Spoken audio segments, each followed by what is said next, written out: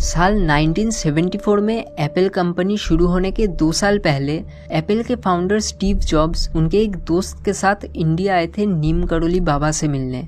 दरअसल Steve jobs काफ़ी समय से इंडिया आना चाहते थे हिंदुइज्म और इंडियन स्पिरिचुअलिटी को सीखने के लिए, और यहाँ आने के बाद उन्हें एक ऐसे बाबा के बारे में पता चला जिनके पास अनोखी शक्तियाँ हैं, जैसे कि एक ही समय पर एक से अधिक जगहों पे मौजूद होना या फिर एक उंगली से छूकर किसी को भी एक ट्रांस स्टेट में भेज देना, जो स्वामी विवेकानंद के गुरु रामकृष्ण परमहंस ने स्वामी विवेकानंद के साथ किया था, जिसके बाद स्वामी विवेकानंद पूरी तरीके से एक अलग इंसान बन चुके थे।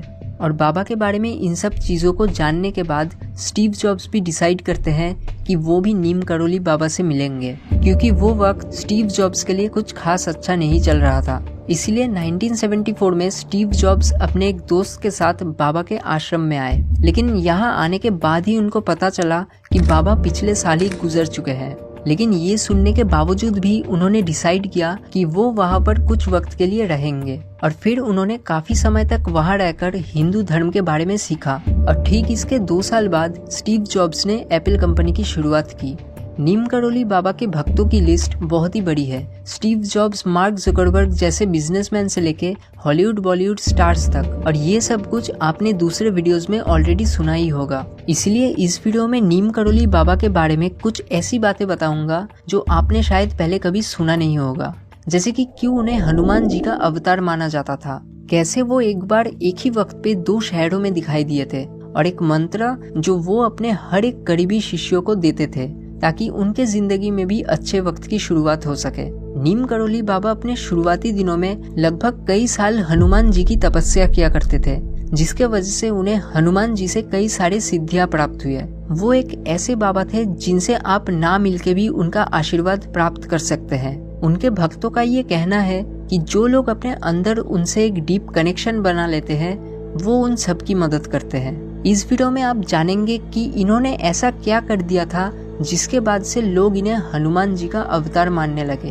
लेकिन उससे पहले जानते हैं कि कैसे एक बार नीम करोली बाबा को उनके भक्तों ने एक ही वक्त पर 2 जगहों में एक साथ दिखाई दिए थे। जैसे कि मैंने अपने सिद्धि वाले वीडियो में बताया था कि कई सालों तक कुछ स्पेसिफिक चीजों को लगातार करने पर आपके शरीर में कई सारे मैजिकल चेंजेस होना शुरू हो जाते हैं, जिसके बाद आपका शरीर कई सारे पावर्स डेवलप करना शुरू कर देता है, जिनको हम सिद्धि कहते हैं। और नीम करोली बाबा के पास भी ऐसा ही एक सिद्धि था कि वो एक ही समय पर एक से अधिक जगहों पे मौजूद हो सकते हैं। जैसे कि एक बार की बात है, जब कानपुर में एक नए हनुमान मंदिर का कंस्ट्रक्शन बस कंप्लीट ही हुआ था, तो उसके ऑफिशियल ओपनिंग सेरेमनी में बाबा जी को वहां पर बुलाया गया था। लेकिन क्योंकि बाबा उस वक्त इलाहाबाद में थे, इसलिए उन्होंने वहां जाने से मना कर दिया।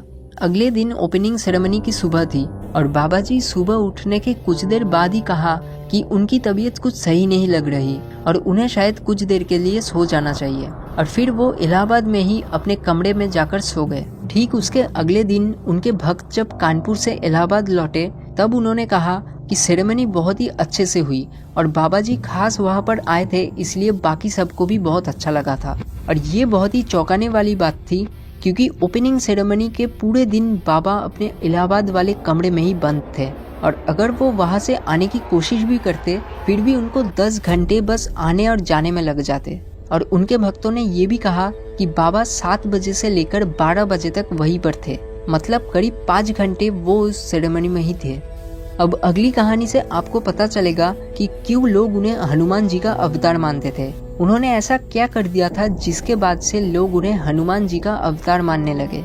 दरअसल एक बार बाबा जी अपने आश्रम में बैठे थे, तभी उन्होंने अपने एक शिष्य से रामायण का एक वर्ष पढ़ने को कहा। उनके कहने पर उनके एक शिष्य ने रामायण से अशोक वाटिका वाला वर्ष पढ़ना शुरू ही किया था। तभी नीम करोली बाबा वो पूरा सीन ऐसे बताने लगे जैसे वो खुद त्रेता युग में अशोक वाटिका पर गए थे, और उन्होंने वो सब कुछ अपने ही आंखों से देखा हुआ है। वो पूरे डिटेल्स में एक के बाद एक सीन बताते गए, और फिर वो बोलते बोलते ही रो पड़े, जिसके बाद से उन्हें लोग हनुमान जी का अवतार मानने लगे।